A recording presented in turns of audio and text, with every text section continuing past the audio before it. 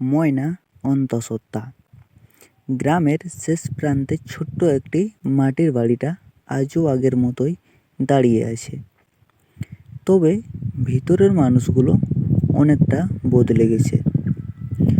সময়ের সাথে সাথে, অভিমানের সাথে সাথে, আর না বলা কথার ভারে। ময়না অনেক দিন ধরেই চুপচাপ ছিল। আগের সেই হাসি খুশি মেয়েটাকে যেন কোথাও হারিয়ে ফেলেছে সে। সকাল থেকে সন্ধ্যা কাজ করে, খায় কম, কথা বলে আরও খুব কম। শাশুড়ি প্রথমে ভেবেছিল নতুন বউদের এমনই হয়, কিন্তু দিন গড়ানোর সঙ্গে সঙ্গে চিন্তার ভাঁজ পড়তে শুরু করলো কপালে। বিমল শহরে কাজ করে, মাসে একবার বাড়িতে আসে,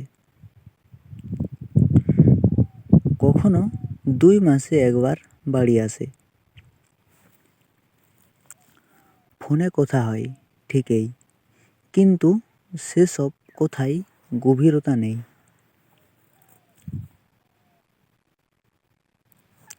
দুজনের মাঝখানে যেন অদৃশ্য একটা দেয়াল তৈরি হয়েছে। একদিন দুপুরে ময়না হঠাৎ মাথা ঘুরে পড়ে গেল উঠোনে। শাশুড়ি আর পাশের বাড়ির কাকিমা মিলে তাকে ধরে তুলে নিয়ে আনলো। জল খাওয়ানো হলো। একটু পরে সে জ্ঞান ফিরে পেল। কাকিমা ধীরে ধীরে তাকে বললেন, বৌমা, তুমি কি শরীর খারাপ বোধ করেছো?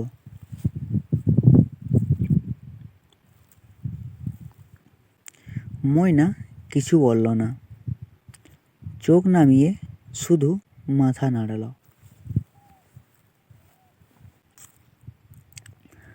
শাশুড়ির বুকটা ধক করে উঠল। মাস ঠিকঠাক হচ্ছে তো? এই প্রশ্নে ময়নার চোখ ভিজে উঠল। সে আর নিজেকে ধরে রাখতে পারল না, কুপিয়ে কেঁদে উঠল।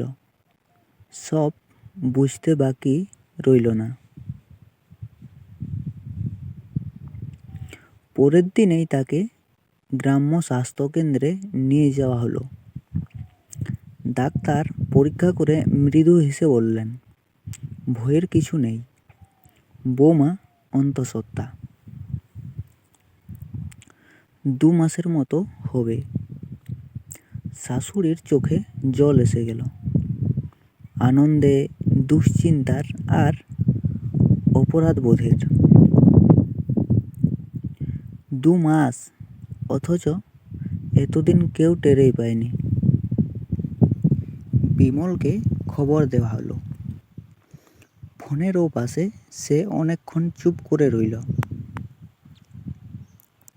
তারপর শুধু বলল, আমি আসছি। বিমল এলো 3 দিন পরে। মুখে কোনো হাসি নেই, আবার রাগও নেই। ময়নার দিকে তাকিয়ে যেন কিছু বলতে গিয়েও বলতে পারছে না। রাতে দুজনে এক ঘরে। অনেকক্ষণ নীরবতা। শেষমেশ ময়নাই বলল, আমি তোমাকে জানাতে চেয়েছিলাম, কিন্তু তুমি সব সময় ব্যস্ত, ক্লান্ত।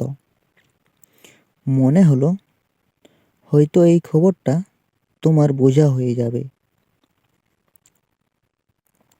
বিমল চোখ নামানো। আমি ভেবেছিলাম আমাদের সময় আছে। শহরের খরচ, ভবিষ্যৎ সব হিসাব করতে গিয়ে তোমাকে সময়ে দিইনি। ময়না ধীরে ধীরে করে বলল, এই সন্তানটা আমার একার নয় বিমল, এটা আমাদের। কিন্তু আমি একা একা ভয় পেয়েছি অনেক।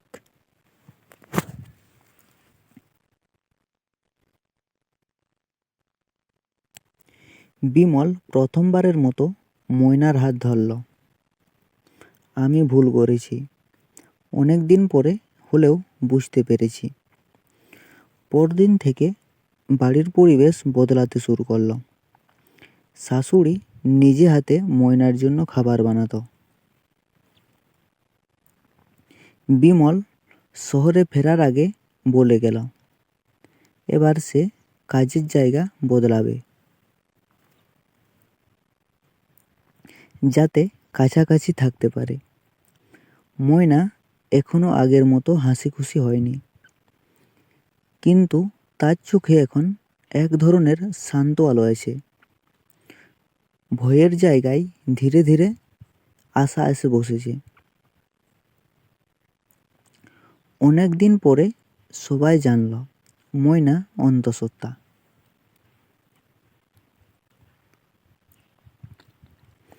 কিন্তু তার চেয়েও বড় কথা, অনেক দিন পরে তারা বুঝতে শিখল, নীরবতাও কখনো কখনো কষ্টের সবচেয়ে বড় ভাষা।